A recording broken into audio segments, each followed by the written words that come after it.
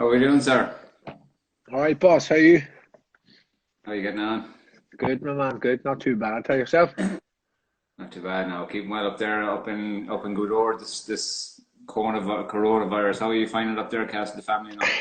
Good, more. Not too bad. Like obviously worrying times and that there, but I don't know about you down there. But things are a wee bit calmer. And, everybody has more time in their hands, and yourself, you're spending more time with people you probably didn't see in a while, Yeah, which is good. But obviously, the worrying thing is where we're going to be after this, and how many people are going to, maybe pass away with it and stuff.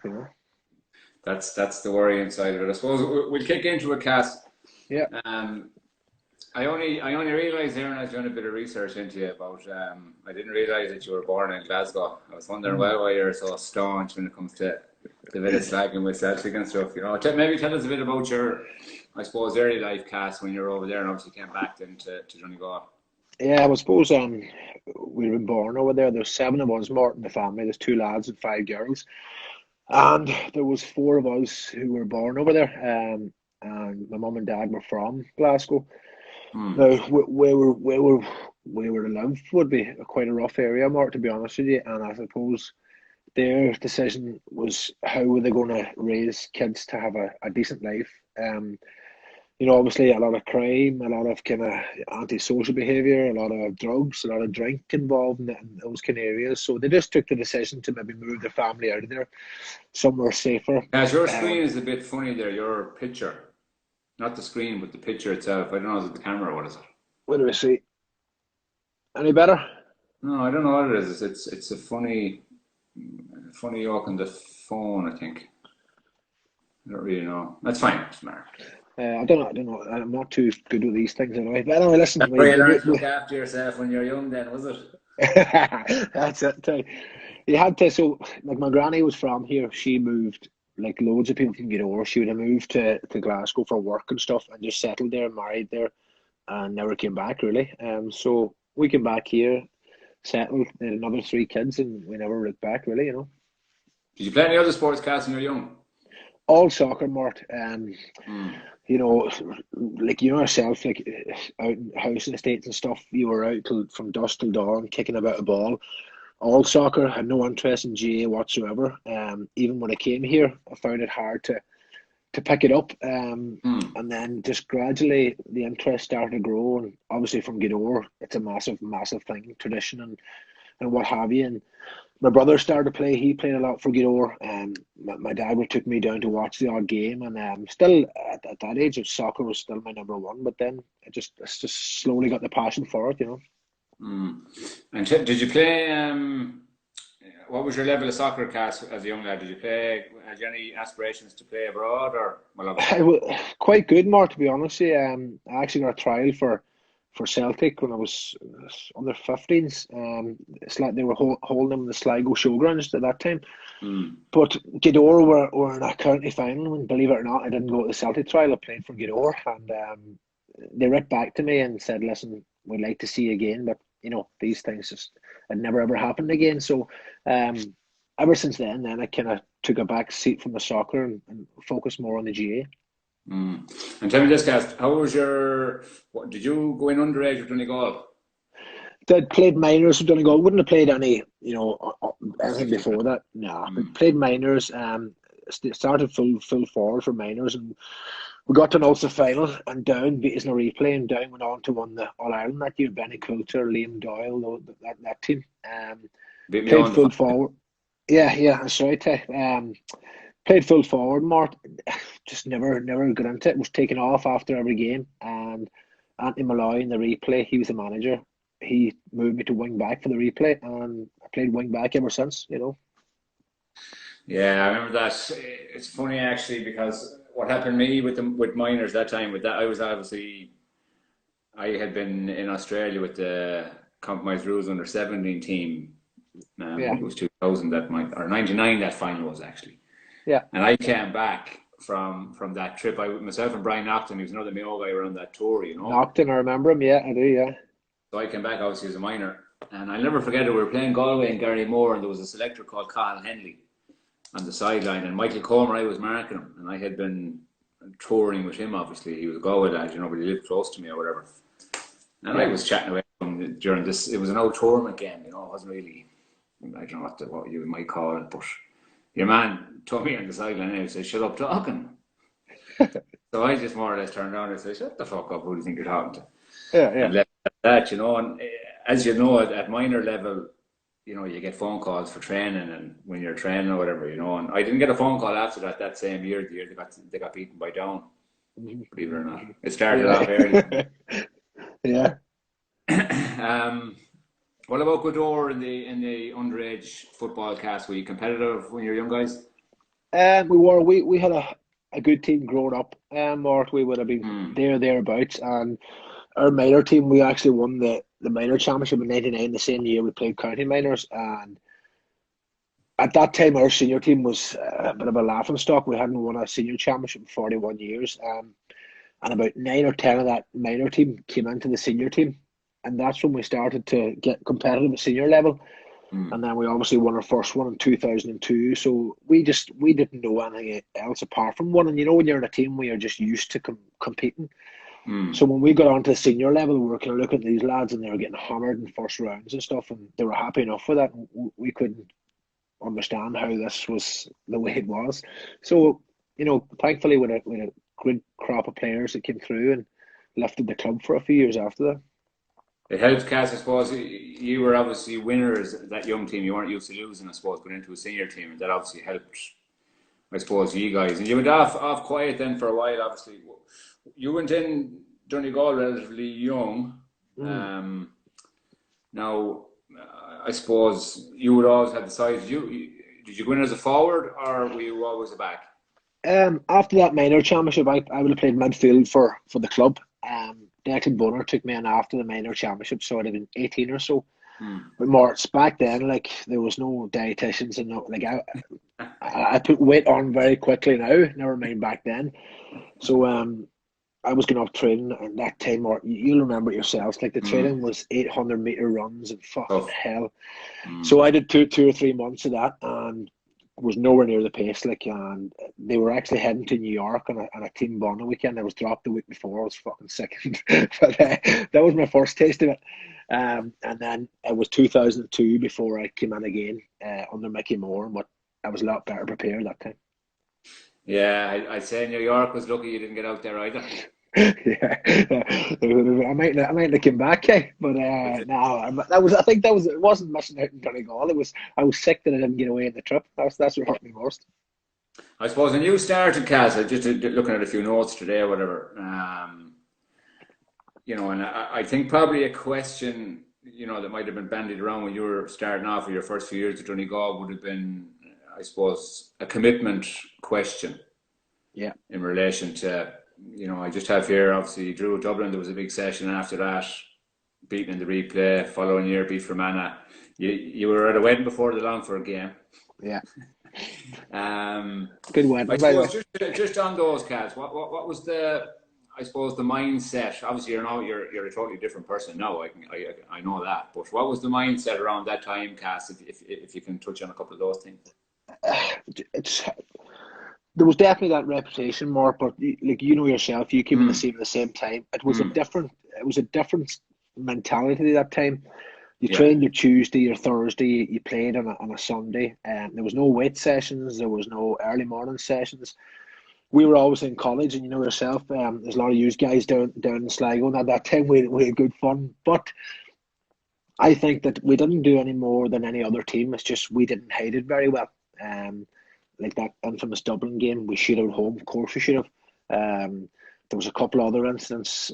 You know, I think I'm doing something at the minute for the paper, right, with Martin. It's just looking back in all the managers that I've had, and there's not one that I didn't have a fallout with over something like what you're saying, a drink-related issue. But it came at a time, Mark, you know yourself this, like, you know, you train so hard and you know your body and you know when you're ready to peak and you know when you need to let off some steam, and maybe one or two of those times were badly timed.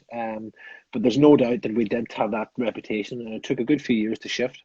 Well, it certainly did, because in relation to what you're saying about hiding it, I was only saying it to herself yesterday. I don't know if she was just saying the usual to me or just lying or whatever. And I said, no, I don't lie. I just tell a different version of the truth. a lot of the time. That's it. But you know, Mark, you know yourself. Like there was managers. I had disagreements with managers. And you know yourself. You're playing your just say your Mm. FBD and Mayo, and you're ploughing through the league.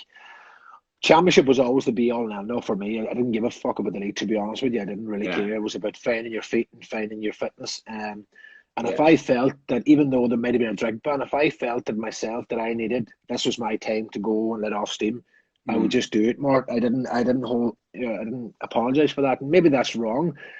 But the Mm. argument I always had was when managers would say, "Like, Kevin, what are you out?" And I'd say, "Listen, come the 5th of May, come the 10th of June, or whatever our start date, I'll always be ready for you." And I always was, Mark. But you know, Yeah. players are different. You know, I at times I just needed a blowout, and I went for it. You know.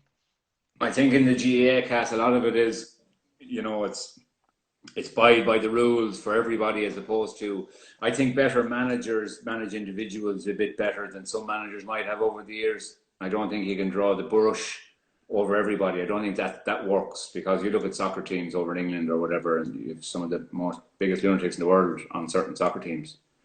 Same in GA, yet you'll be chastised for it, because ultimately, you know, would I disagree with you on the league?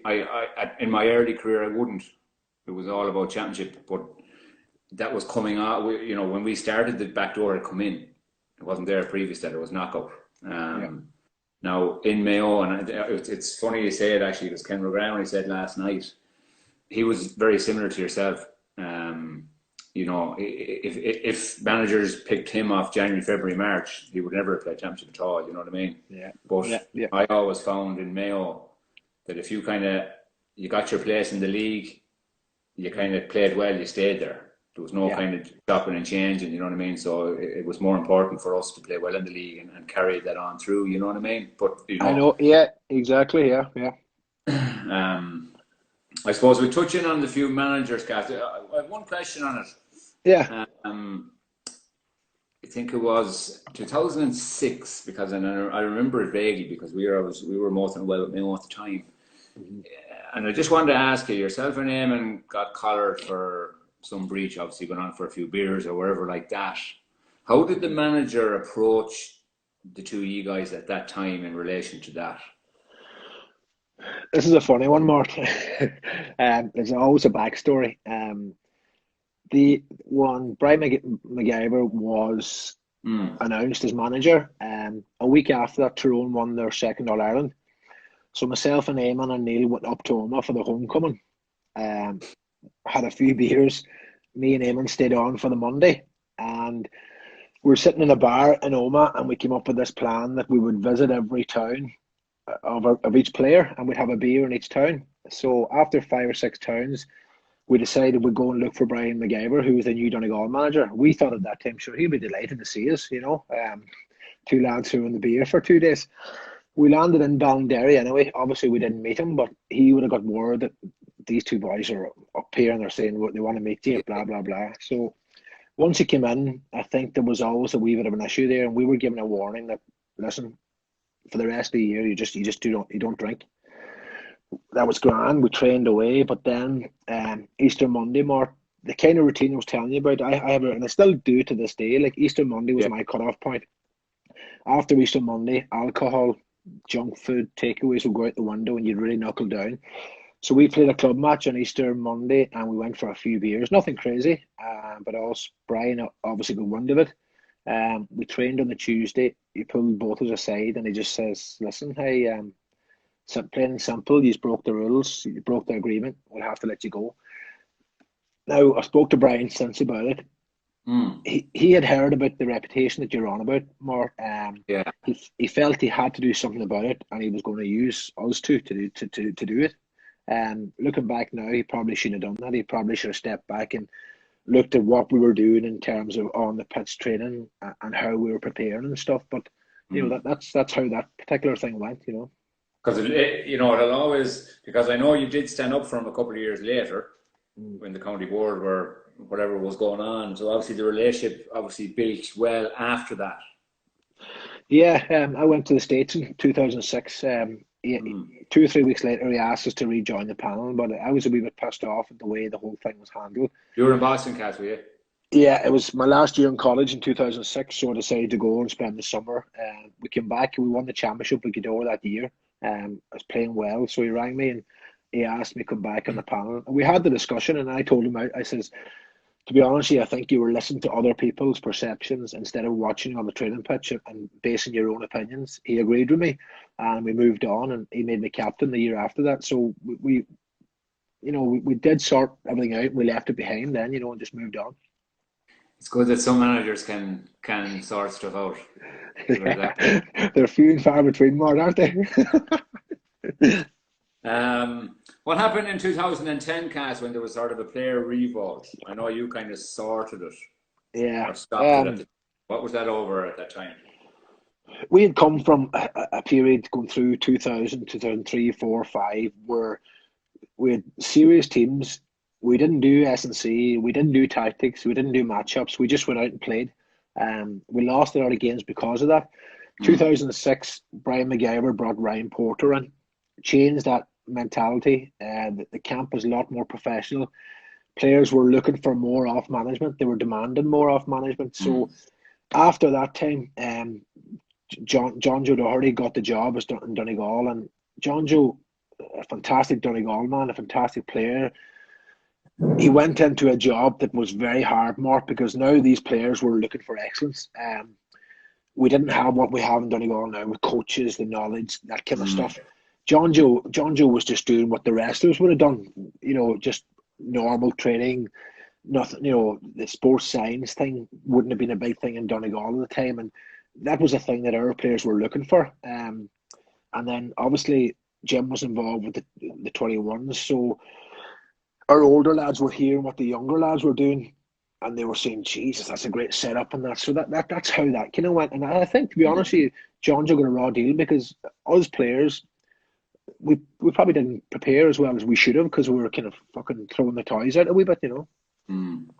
Like it's would you have said, Cass? Because I would definitely have said it when I went to Jordanstown that time, and even GCU. I know you were in college, obviously, with Andy Moore and them down in Sligo, and Andy's an infectious chap, like, and you can tell, his professionalism can drive you soft at times if you're trying to go into just at the start of training even and Yeah. banging balls around yourself. You know what I mean? Did you guys pick up a good bit of stuff in Sligo at that time, Cass, from different kind of what different counties were doing to kind of say, here, these boys are doing this. We need to start, trying to start doing a bit of this as well, like. Definitely, Martin. I think that's where the problems, like, in Donegal, not the problems, but that's where we were kind of saying, yourself, you would hear what the likes of yourselves and me over at, how many times you're training during the week. Geez, they're starting the gym, they do this. You'd Mm. hear, especially, we were fascinated with the likes of our man Tyrone at that time because those guys had just gone to another level. On the pitch, Mark, back then, we played our man, a couple of Ulster finals, we played them in All Ireland semi final. Pound for pound players, like we had some serious quality players, but we were just blown away by their physical strength, their Mm. tactics, that sort of stuff. So definitely been at college and around the likes of Andy Moore and these kind of guys, and Carol then was up in Jordanstown, so he Mm. was getting a flavour of what the other lads were at, the northern lads, and you wanted then, yourself, you want that setup. Because you could tell, well, I certainly, because as you said, like the weights thing obviously only came in for us, I suppose, as we were starting, and it was hard enough to get into. I never really got into it. I did in the end when I finished, actually, to be honest. Yeah, But the way the game played, it wasn't a huge necessity for me because of pace. yeah, But particularly the northern teams, Cass. I mean, when I was in college that time, I mean, I did a lot of work obviously on my knee with Kieran Hughes from Monaghan at the time, and he was obviously a very young guy, but mhm. physically very, very strong. And all the college boys, like they're all, how would you say it, Instagram bodies. All of Yeah, them. yeah, yeah, yeah. So the professionalism started in the north for me, and obviously transpired down then. You know what I mean? And obviously you would have picked it up obviously with Tyrone and guys as well. Yeah, definitely. I remember, Mark, we played Armagh in a National League game. That's what opened my eyes. We played them in a National League game, and I think it must have been around 2004, 2005. And after Mm. the game in Balbafay, we were going into Jackson's Hotel for our after Food. the meal. And these lads were going down to the gym to do a gym session. This is after playing a National League game. So we were kind of saying, how, like, it does, you start to open your eyes and you start to say, how can you compete if you're not doing the same things, you know? Yeah, you need to be doing the same. Yeah. Now, Cass, we move on to the important stuff. 2011. Yeah. I suppose, obviously, McGuinness called you in. So let's go from there. Yeah. We would, a lot of people wouldn't know this, Mark, but obviously I played with Jimmy and Yeah. would have known him quite well off the pitch. Mm. In 2010, I actually called Jim as I was captain doing all the time under Jonjo, and Mm.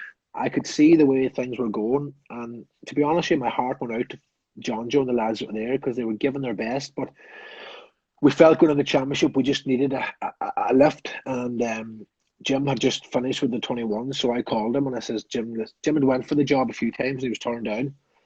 So I rang him, Letterkenny, and I says, listen, Jim, would there be any chance he would come in and help coach the team at this time? With Jonjo. With Jonjo, of course, yeah, under What's his Jonjo. relation to yours, Cass? Who's this? Is McGuinness related to you? No. Jesus, no. That was a rumour that was going around. He was a brother-in-law. Or not at all, not at all. He's no, just I would have known Jim a long time playing, but what do you call it? So I asked him, in fairness to him, he said, listen, Kevin, he says, I will come in, he says, but it'll be on my own terms. So in other words, when I'm manager, which is fair enough. Yeah. So we came in, I had retired more, and to be honest with you, the way we got beaten in 2010, I just thought, you know what, fuck this. Let the young lads coming through. Yeah. Us older lads who've had our chance move on. So I was quite happy. Then? Eh? What age were you then? I would have been, what was I? Jesus, I was only 30 or so. He's younger, maybe more, 29, 30. So next thing, Jim called me and basically just told me what he wanted and what he was looking to build. And obviously he was bringing these 21s lads through, but he needed experienced men around him. Listen, very, very serious guy, and he sold it very well to every player. So listen, we had a young family here at the time. The twins were just after being born. And listen, in fairness, he done everything. He promised to help out with babysitting and all that kind of stuff. So eventually I went back anyway. And, you know, it was initially more for 1 year. It was whatever I had to give for 1 year. Never missed a training session. Put ourselves through hell, which we had to. That was his plan. And obviously we came up a wee bit short against Dublin. And then I remember the Dublin game. We were staying in Dublin, and my wife Sarah was there, and we went back to the Skylon, and she just looked at me and said, "There's no way you can leave now, Kevin. You have to give that another year." And we agreed, and little did I know what would happen September, October time. You know. Well, I suppose what how would you say it? What I suppose the book in the first place, Cass, like what possessed you to do a book while you were playing, if you get me. Yeah, 100%, Martin. Listen, I know you quite well off the pitch, and you know the kind of person I am.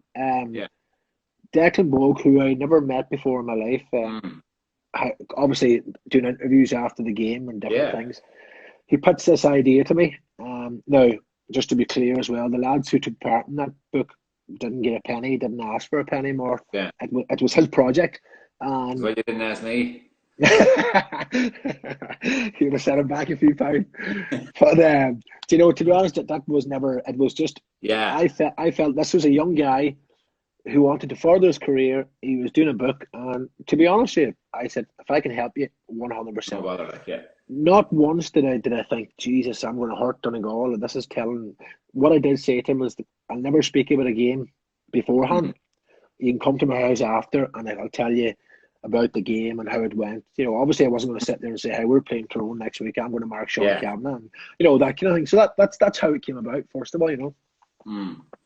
And I suppose, did you get any gauge of these rumblings with McGuinness, like what was going on, or there was issues in the middle here, or how did it just come to the boil effectively? Being honest, Mort, there was, I knew, even though he talked to me and he brought me back, when I went up for my first training session, I could just tell there was something between us. I think it's because I spent a lot of time in his company. Maybe he thought I knew him too well. There was just this divide. Now, I let it. Yeah, I let it sit, and I trained all year, kept my head down, stayed away from him. did whatever I was supposed to do. Because I kind of saw his point. I thought, listen, maybe he wants to break free from that. He just wants to concentrate, whatever. There was always something there. So anyway, after the season finished, he sent me a text and he said, listen, Cass, I know it was 1 year, but we'll see you again next year. And I said, 100%, Jim, no bother. So we all broke up for the season. The book came out. I was in New York. I think the book came out in October or something. I was in New York, and obviously the papers released some bits and pieces. And Eamon actually sent me a message and says, fuck's sake, the whole place is going crazy here. Even at that stage, Mark, I was saying, fuck's wrong with him? I thought it's fucking childish, wait till I talk to him or calm down or whatever.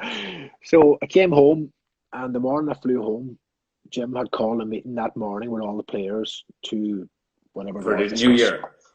For the new year, but the meeting was called to discuss this book, so he more or less says whatever he has to go or whatever, and that was the decision. Were you asked to go to that meeting, Cass? No, I was flying home that time. But Eamon had told me then that the meeting had taken place. So next thing, phone goes, and he says, "Listen, can I meet you?" And I said, "No bother." And he says, "We went to Letterkenny, Martin, Rory Gallagher was there, and Maxie Corn, and I think that was it." So we just threw the book on the table or whatever, and he says, "You had to say?" And I says, "No, really, Jim, whatever, whatever's in there is in there." He was a bit hurt that I didn't ask permission. He was hurt. He felt that a lot of things were leaked. Did anything in that book hurt Donegal? Definitely not much. And they went on to win All Ireland the next year, with the exact same tactics, the exact same everything. And then he just says, "I'm going to have to let you go." And I stood up and shook his hand and walked down the stairs, and that was it, And how do you feel now, Cass? Obviously, do you still bear a little bit of hurt towards, I wouldn't say him, but I'd say of the decision, if you get me?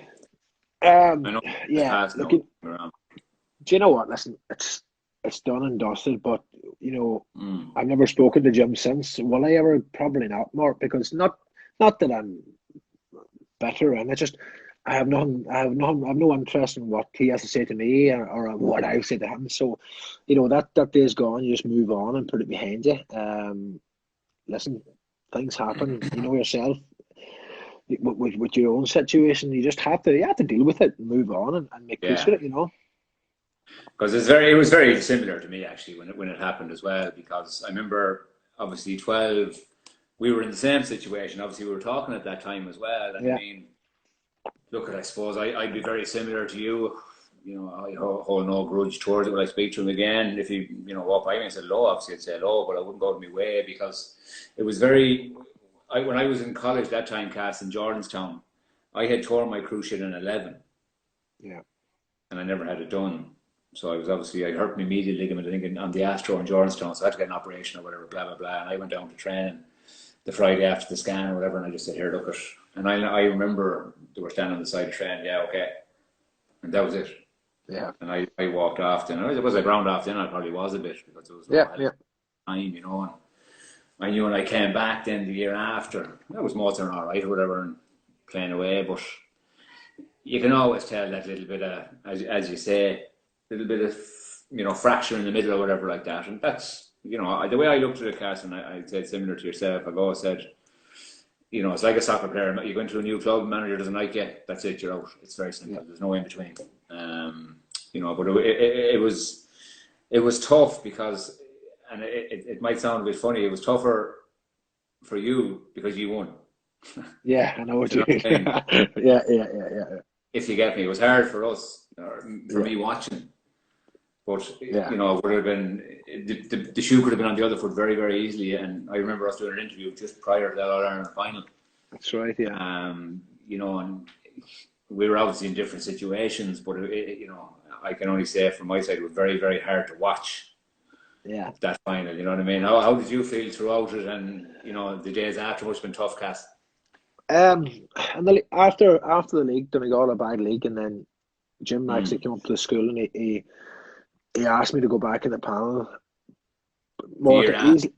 That same year, that Easter, Donegal a horrendous league campaign, and yourself, people were saying, "Jesus, we need all the players we can get," blah blah blah. So he came up, but more kind of pair, and I'd say you're similar. Like I was kind of saying to myself, there, the selfish thing would to be, "Oh yeah, no bother, I'll go back in and get my place and whatever. But I was kind of looking, saying it's not going to do any good me going back here because listen, there was a couple of fractions with players and different things as well. So Yeah. I just thought it's just easier to leave it and to walk away, even though Donegal were going to be close that year. I knew that myself.